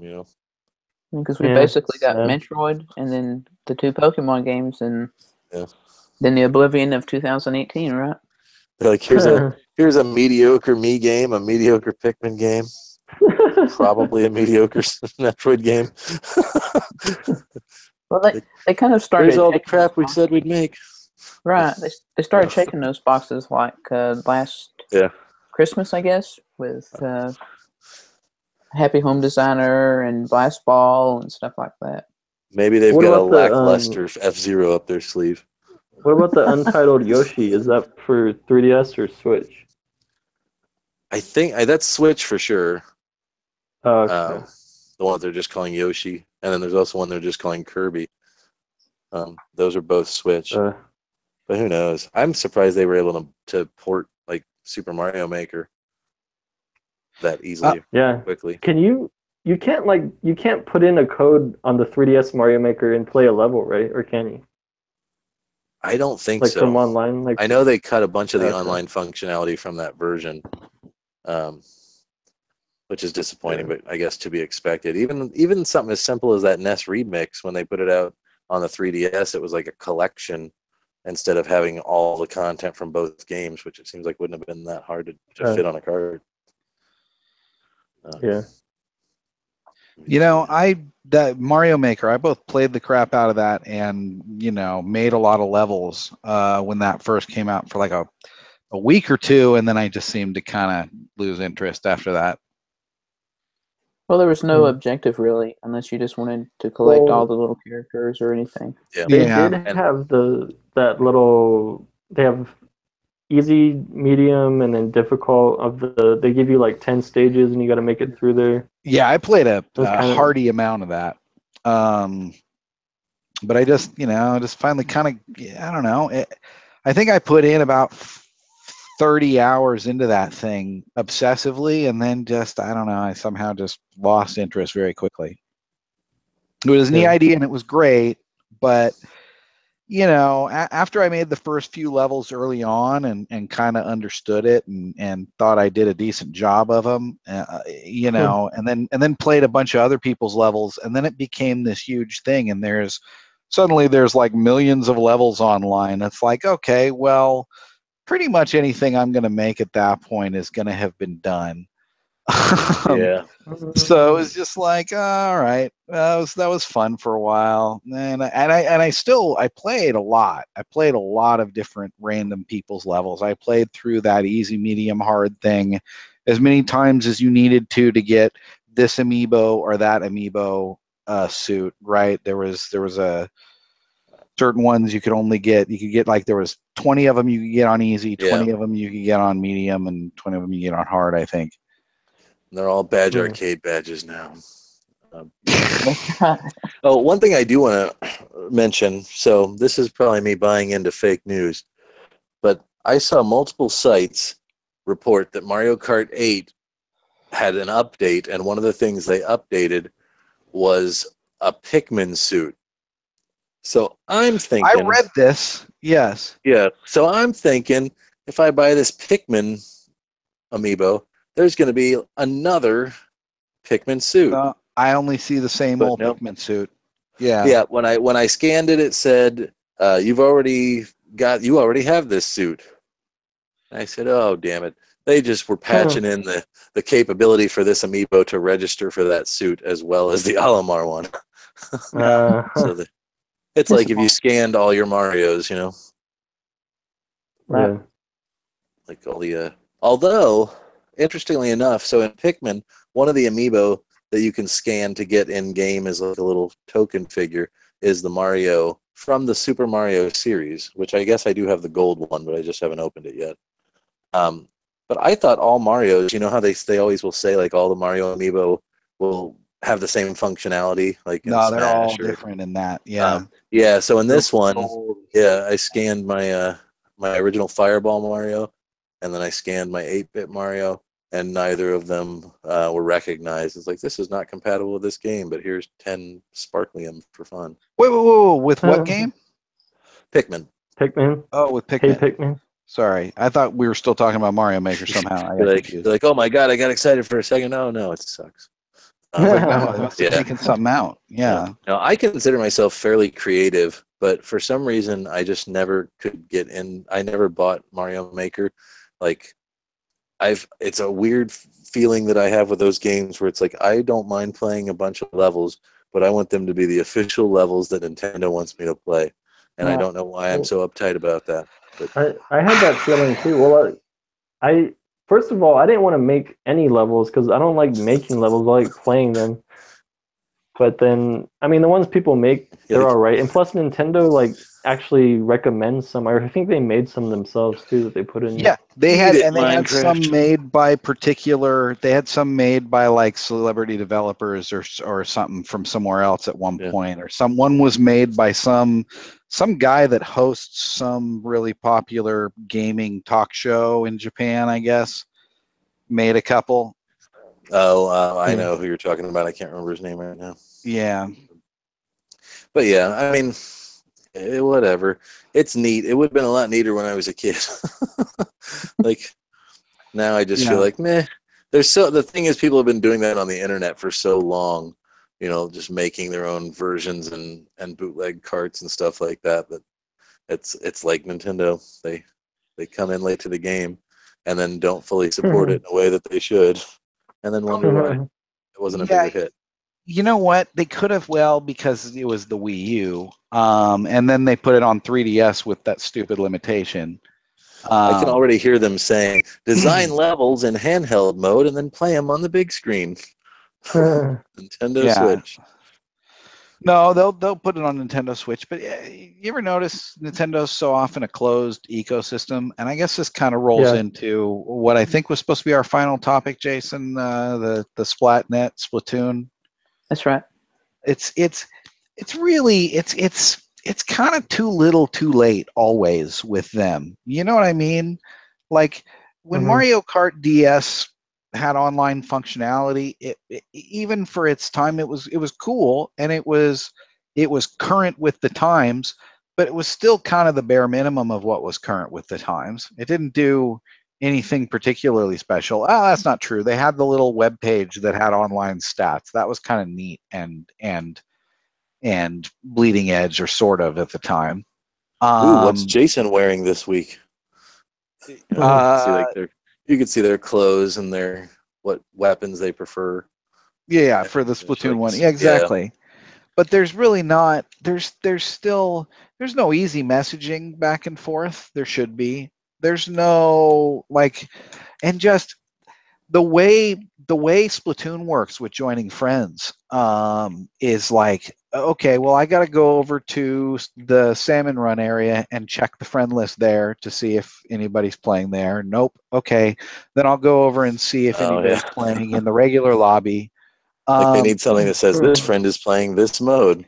Yeah, I mean, not even that. You should have a menu, just a main. There should be a hotkey to it that just all your friends, what modes they're playing in, and a join button under each and every friggin' one of them. Why is this so difficult?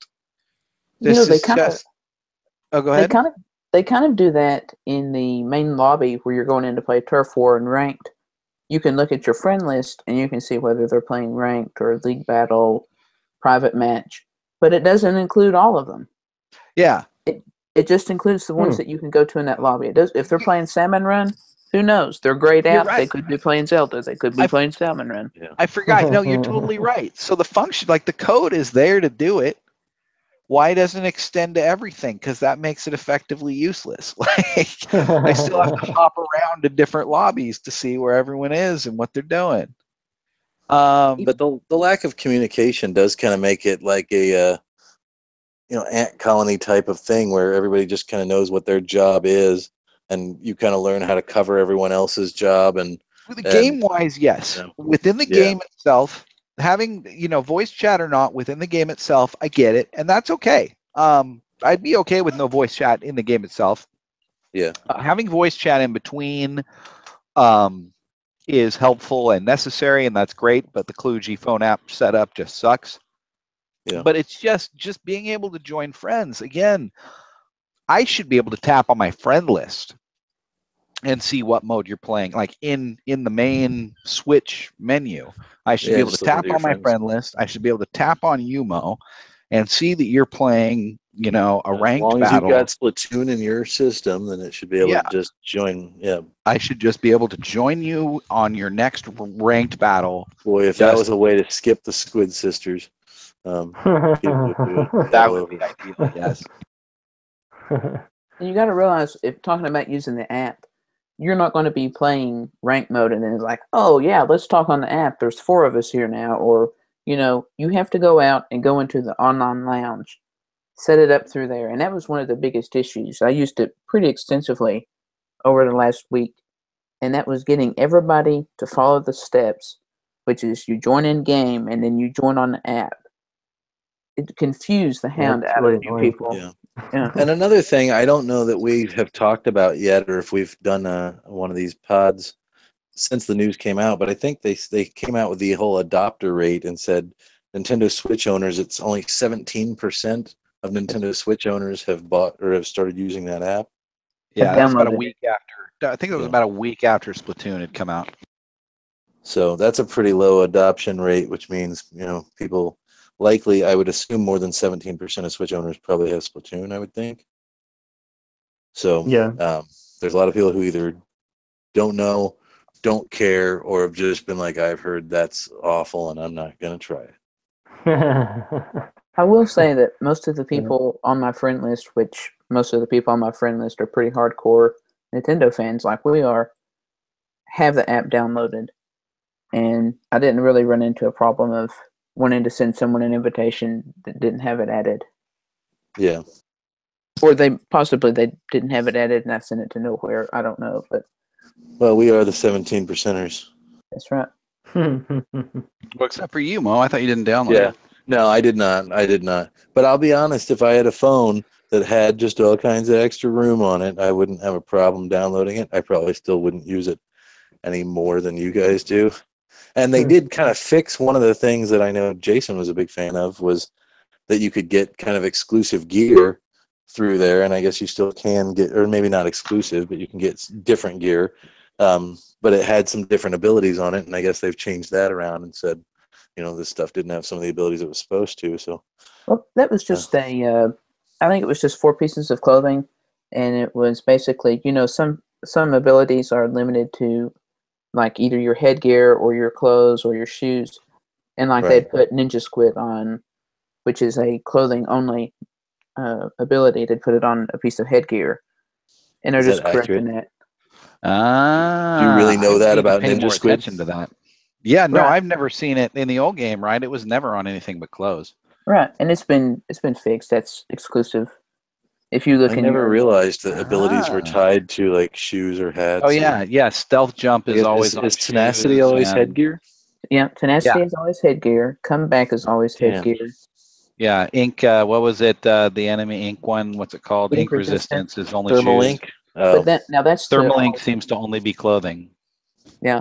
There's 3 special abilities, I think, to each one of the different ones: headgear, shoes, and main clothing. yeah. So, I was reading, so I always was like, quick respawn, that sounds great. And I'll have to double check. But I've noticed the description of quick respawn in this one, and I don't know if it was the same in the first one, is you'll respawn quickly after having died several times without getting any kills.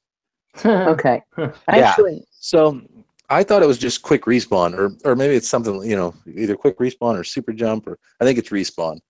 But I don't know if that description was the same, that you had to die multiple times without getting any No, kills. it wasn't. Go ahead, Because I'm Jason. like, makes it worthless. I was just going to say I happened to watch a video earlier today from a professional Splatoon player, which apparently is a thing now. Yeah, it is. And he was describing it as basically the first time you die when you're wearing quick respawn, it's nothing happens. The second time, if you kill somebody and then you get killed, even if it's a trade and you get the kill first, and you like revenge kill them with with a bomb or something, Same you time. still you still don't get any benefit. It's only if you get taken out first. Yeah, If that makes sense. that just makes me not want to equip it ever. Yeah. On that note, one of my favorites was always stealth jump, and I was noticing that people seem to still be seeing me coming. And somebody on a video that I was watching said, or maybe a message board or something. It was an article I read that was describing the one you posted, Jason, a while back. That was describing the abilities and said, this makes you difficult. It makes it so that people can't see you jumping your jump point from far away, but up close they still can. Have you heard this? Yes, it's the closer you are, the more clearly they Jumped can everything. see you. Apparently, the little icon, I guess, gets more intense if they're closer to you. So yeah, I was stealth jumping earlier, and they was just standing there waiting on me. Yeah, so it's like Yeah, things what like the- that to me are worthless. Like, Yeah, that makes that utterly worthless now. That was right. That was They should make it always a what I Nintendo used, reason. and not a ton of people use it. It wasn't like it was an overused one No. that I'm aware of. no, I don't So think it why was the ever hell did they super popular. Why did they nerf the crap out of it? Like now it's useless. Same thing with the other one. At Like the I end, switched now to the stupid roll, and I'm trying to learn that thing. Right? You can get the one now that you roll when you land. Oh, the paint Like roller. Yeah. or no, it's you know how the dualies let you do the roll dodge. Mhm. So there's a Yeah, it's pair when of you jump, shoes. when you Yeah, the land, pair you of roll. shoes. Yeah, when you land from a super jump. Cool thing is, it also works if you're using that jetpack thing and you do the jump back. So anything, all those things, count as a super jump. Anything that would do that to you, which is still a poor substitute for stealth jump. Like that kills me. That really pisses me off because that was probably my number one favorite ability in the game. But sorry, go ahead, Jason. I was just saying they've made a lot of these abilities are very niche. They're a special case, like with stealth jump. If you're jumping away from the group to someone, which I don't know how that's going to benefit you at all, other than just a quick, a regular quick super jump. Getting out of the way. It's only a very specific circumstance when a lot of these abilities are going to help you.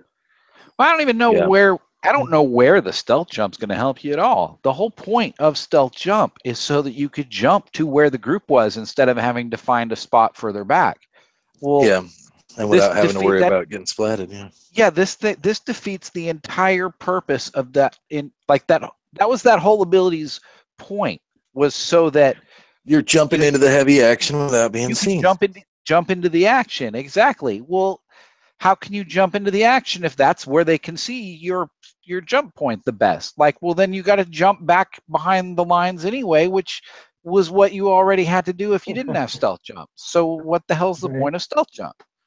The dodge actually is okay, because people aren't expecting it, but I still haven't quite figured out how to, recover from it and actually shoot them before they recover from it and shoot me. If it's like we're using the dualies, it's going to be kind of luck that they don't shoot in the direction that you roll. Yeah. I can't use the dualies. 50-50 shot, pretty much. Every time I jump and shoot a lot. I didn't realize that about myself until I started getting the dualies and the stuff like that. And I unintentionally dash all the time. Yeah. Yeah. No, and it's not, and I'm not a jumper per se. I'm not one of those people that just jumps all the time while fighting, but you jump enough, I'm a platformer, right? I'm always hopping up onto the high points, and I know you are too, Mo. That's also your MO. Yeah. So you're hopping up on the blocks you can't paint and whatever, and hopping over the edge on the what's the one that's the long, what's that called? The shipyard one, or not shipyard, but whatever it is. No, the one that's there's two that they brought back. And Moray Towers. Thank you. You're welcome. Moray Towers, right? When you get to the bottom of Moray Towers, first thing I always do is jump to the left to get on that little new area they added. It's not really new anymore. Yeah. But right, so I would do that and just squit over and hit the curb, and it's like, oh, thank you very much. That just throws off my whole start. See, I always go diagonally to the right and jump off and then spray and then jump off again, and then there's a little box there on the third tier down. Oh, you jump off in the middle off the edge. Yeah, I've got a weird diagonal from ramp to ramp, yeah. If it's like a ranked mode, like a tower control or something like that, where I don't care about how much I ink. But circling back, because I wanted to make a point and never quite did, about Nintendo's efforts with Animal Crossing and everything else, is it's a much bigger world out there than Nintendo seems to want to accept in a lot of ways, right? It seems like with the voice chat thing, and SplatNet's cool. I like SplatNet. It's great. It's just there should be 10 times more here, guys. Really. If you want to support this and really make a community, not 10 times more, but there should be a lot more here. And it should still be more functional. This is still the same SplatNet. You know what I mean? It's like the same web page they used to have with more stuff on it, but it's still like the same web page. It's like it's not all new, really. Yeah. It's just kind of updated. Smells like the Switch, which smells like the Wii U. They're just kind of taking all the stuff that was not horrible. And I mean, we're going to see that the Wii U has a lot of good games when they start getting them all over to the Switch. There were some quality games and experiences and stuff there. But go ahead. That's all, baby. Even with Zelda, right? It's a beautiful game, and it's well thought out, and we all put a minimum, except for Eric, right? The rest of us put a minimum of 100 hours into it. He'll go back in now that they got Spot Pass items. I think we all put a minimum of 150, actually. Did you buy the DLC? I did. Yeah, I did. Oh, you did. See, Eric bought the DLC, but hasn't even finished the game. Will you, Eric? You think you got to catch them all? I did buy it because they sold it before they told you what it was going to be. But I mean, do you think you'll go back and finish the game so that the DLC even matters to you at all? No, I thought it did. I'll try to get my Okay. sister to do it. He's like, no, I She already just did. Okay. lost that $20. She paid half of it. Oh, well, that's nice. I think we should maybe touch upon, or at least mention, there was an announcement today in 3DS Land. That's right. That's true. And it was one that I believe I'd have to go back and listen, but I think there were some predictions made on this show of it being a thing possibly, and it looks like we're finally going to get. They finally got around to throwing Samus on a piece of hardware. Oh, the yeah. 3DS And it's, Samus edition. to me, it's not a like. It's- Where's that color come from? Yeah, it's her power suit in the originals were the officials were like orange and yellow. But isn't this like a red? No, I think it's orange and yellow. It's like the weird metallic-y. After Prime, I think she got all metallic-y. When they were able to finally render reflective surfaces in a Metroid game. They were like, shouldn't the suit be shiny, boss? I guess I need to go back and find the link. Yeah, I think that's when it happened. I mean, the Smash amiibo kind of has a little thing to it. It's and some of those Figma figures when they did like maybe it was Other M even. Some of those figures had that kind of thing to it. I don't know. It's like I want it because I want everything that's Metroid themed, but I don't know that I want it enough that I'm gonna. If I see it in the store, I will pick it up, but I'm not gonna pre-order it. What's the pattern in the background? I don't. I think it looks like it's just like a weird kind of 3D diamondy kind of boxy generic. It looks like art. a Cubert. Yeah. It Yeah. looks like Yeah. a Kind Cubert of. That would be awesome. They should do an orange Cubert edition. That comes preloaded with Cubert. I'm surprised we haven't seen. That's one. Oh, I guess he came back in the PlayStation days. I think. Gottlieb. Yeah. Who I don't know who owns that license now, but they should totally. That's a retro character needs to come back. I think we brought that up. I think you Has brought Cubert that had a up before 3D on this game yet? pod. No, I mean unless you count the first one, which was a early feeble attempt at a 3D game. We'll get a campaign going with just like a picture of Cubert on a black background, and it'll say "It's time." Yeah, the original Cubert, I mean, right, was sort of a 3D game, and I'm pretty sure I've seen a 3D Cubert somewhere along the line. Yeah, okay, this thing's cool. I guess I'm now looking at it more close up, and yeah, it's the nice orange and gold, and yeah. Here's the other thing. I don't think as of right now, I don't think it's been announced for other territories. Although I can't imagine, but could this be their way of saying like, there you go. Sorry, we gave Europe all the stuff that I'd actually rather have. Yeah, if this had her pointing at a Metroid on it, that would be cooler. Yeah, there's no Metroid on it. That's kind of a bummer.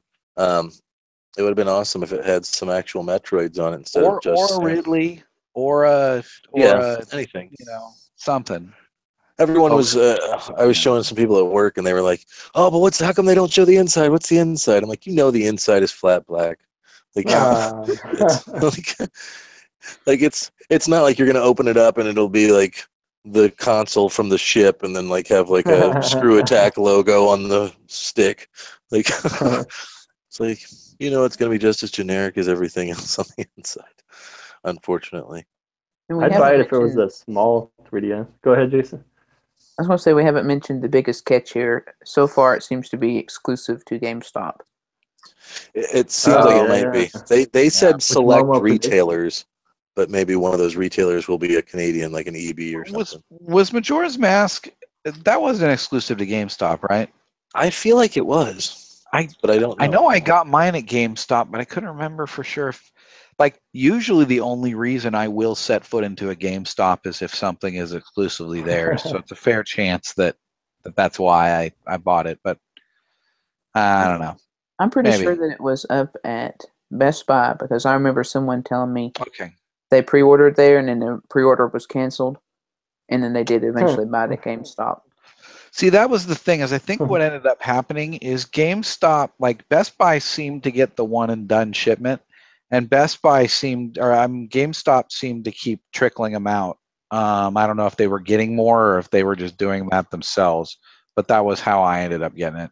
It's interesting that you say that, because GameStop is one of the companies, and ThinkGeek, which is owned by GameStop, have recently come into some NES classics.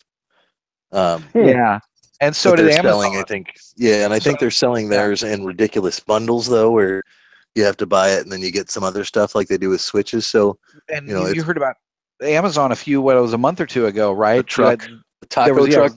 It was an Amazon taco truck driving around, and only was in certain cities, and you had to go hunt it down, and you could buy them there. Yeah.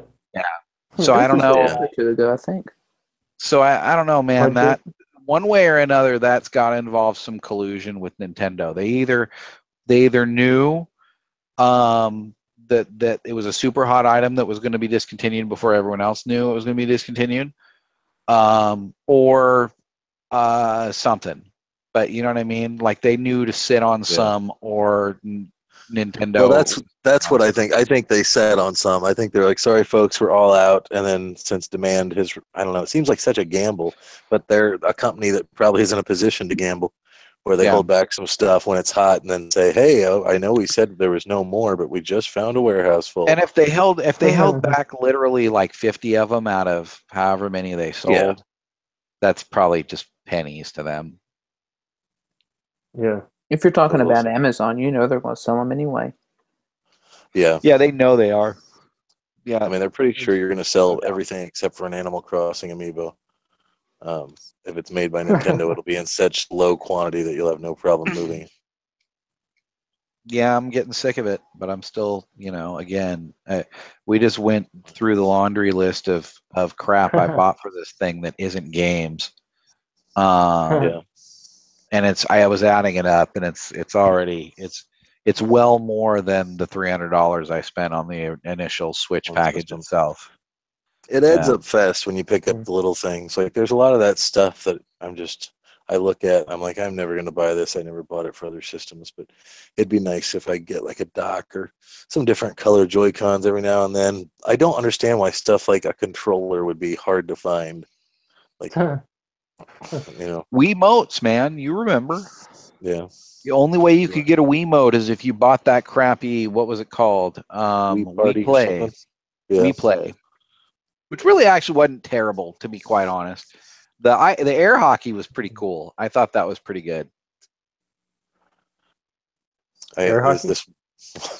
Air hockey, and then everyone seems to love the one where you hold the controller sideways and you're riding a cow. Yeah. One of my favorite Wii experiences was in the Tron game. You can light cycle race, and you hold the Wiimote sideways, but use it for motion control to turn left and right.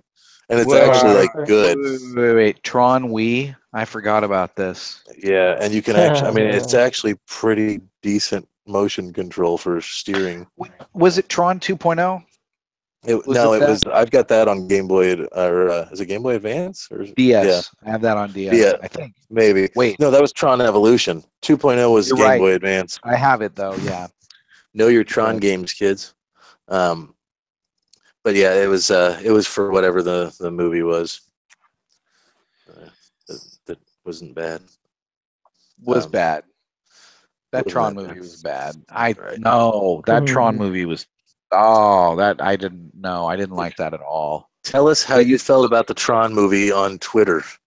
The second Tron movie was like the second and third Matrix movies. It took it a whole other direction that was just the wrong way. Yeah, I don't know. It's okay. And poor Bruce Boxleitner. They could do all this crap to Jeff Bridges' face, but poor Bruce Boxleitner, they just put his ass in a helmet through the whole movie. That was he's true. Tron, dude. He was the title character. He was Tron, and he's reduced to like this little cameo scene. That poor guy. He must be a real. I look forward to a Tron game on Switch. He's an underrated. But anyway, yeah, we'll see. Yeah, there. Oh, by the way, I will mention too, one thing I saw that kind of upset me, because I've talked about how I am kind of intolerant with the eShop these days, with the horrible titles. And I actually read an editorial on one of my favorite websites, and literally a favorite website, like, boy, this Nintendo Switch eShop is looking pretty spiffy these days. And it was talking about how great the eShop for the Switch is, and how at first it seemed like it was going to be a real bummer, but now they've got so many great titles that are just overflowing. And I'm like, are you serious? Like, do they have a different eShop than me? Oh, right. They don't, and they still have no to bitch about the eShop. Sorry to, I just got to get this one out, Jason. Go for it. Like there's still no good organization tools for it. You either, if it's not in the best selling or the recently released list, you just got to search for it. There's no categories. If you're not actively looking for it, you're no, not going to know it exists. like for God's sakes, just make one category for the stupid Neo Geo ports. Like just Right, sift those out, and that will make it so much easier to sort through the stuff. There seems to be no end in sight for those, because they just announced another round coming as like, well. Yeah, I seriously, it's been how many? It's been out 5 months now. It's like, guys, how many of these are there? Like, I guess there are a hell of a lot of Neo Geo games I never realized. I think we need to raise to Nintendo on Twitter. Be like, hey, I think you're getting beat at your own game right here. Oh you yeah, might want to step in and do something. You might want to drop Mario. There's that. There's Namco Museum. What other? Aren't there some other retro things that have rolled out here? That's the other thing. You bought Namco Museum, right? Yeah. So which I've got it for get that freebie client going and try that out. But go ahead. I've got it for Game Boy Advance, and I love it. I mean, it's great. It's got, on Game Boy Advance you get pole position, and that's absent from this one. But they've added some other different games. So I don't know. It's weird. This one doesn't even have Ms. Pac-Man, does it? They usually don't. Ms. Pac-Man's almost always DLC because that one's a weird situation, right? Because that was the one that was developed. It was an unlicensed sequel. It wasn't developed by Namco originally. It was, well, the idea wasn't, but they initially took it, I think. But mine has Pac-Man, Ms. Pac-Man, Dig Dug, Galaga, Galaxian. Yeah, some of them. Yours is better. Some of the older packages had it, but it seems like I think on Steam it's DLC for Namco Museum, and most of the other consoles it seems like it's DLC these days. Ms. Pac-Man, just because they're shady, and that's the one they know people really want. Even though Pac-Man well, that's the thing. The original classic. Yeah, Ms. Pac-Man is the Mega Man 2 of the Pac-Man series. Yeah. And I think, and as the person who played the crap out of Mega Man 1 all the way through, and after that punishment never wanted to touch a Mega Man game again, I'll say that if they release them as DLC, I'll be okay with that, as long as they're not too greedy about it. They haven't mentioned that, though, which is kind of disappointing. There's not a peep about DLC on it. It'd be so easy to do.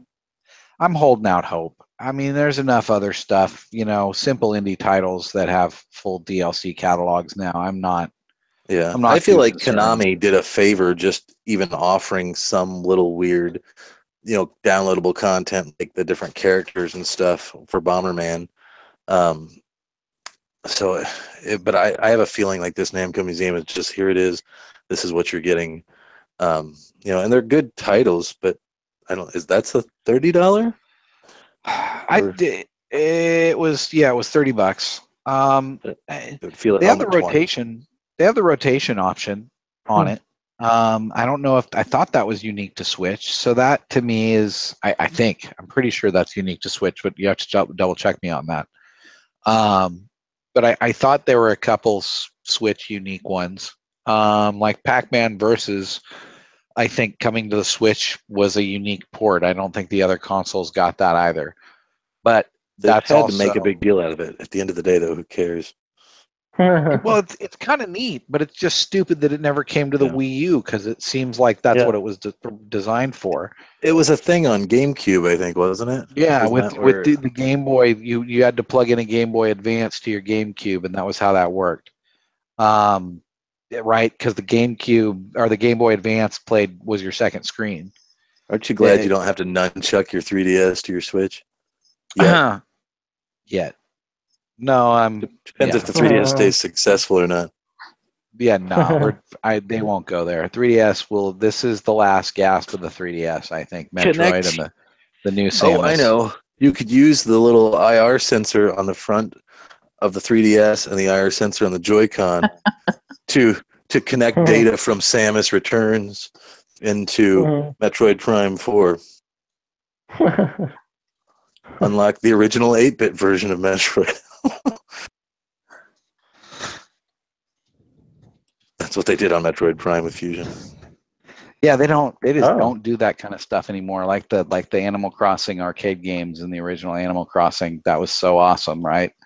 They just, none of that stuff is unlockable for free anymore, and it used to always be. They just didn't. They thought it was just kind of a neat gimme, but it was an old game, and then they decided it had real monetary value. They did keep that, I think, in Zero Mission on the Wii U, because it's the Game Boy Advance port. I think you can unlock the classic Metroid game in that. Okay. So they let us keep one, but yeah, I don't know.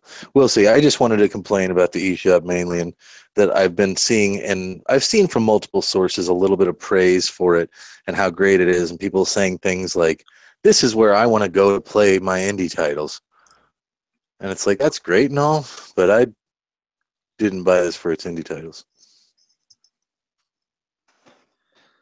Right. So is that a good? I think we've said what needed to be said this week. That's right. We went really in depth with our reviews, more in depth than I thought we would. We had a lot to bitch about. That's right. Yeah, we're just talking about. Well, I guess I want to thank everyone for tuning in this week. Hope you enjoyed it, and by all means, if you have bought some Switch accessories or even 3DS accessories and you want to give us your info on it, hit us up. We'd love to hear from you.